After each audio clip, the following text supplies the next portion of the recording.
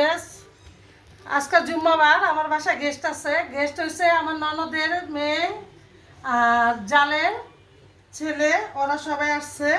তো ওদের জন্য একটু হালকা পাতলা রান্না করছি।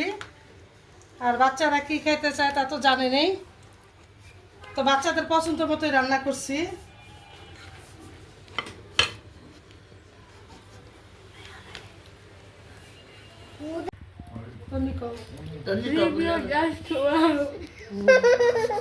এই দেখো কেমন হয়েছে মামির হাতে রান্না? মজা। মজা। কও সেই স্বাদ। তো সবাই বললে দাও লাইক কমেন্ট শেয়ার করতে।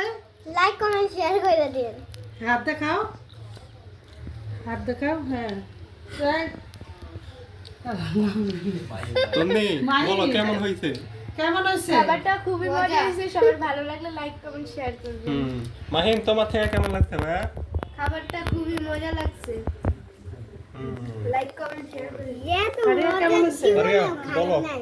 বলে দাও। বলো কেমন লাগছে? ওয়াও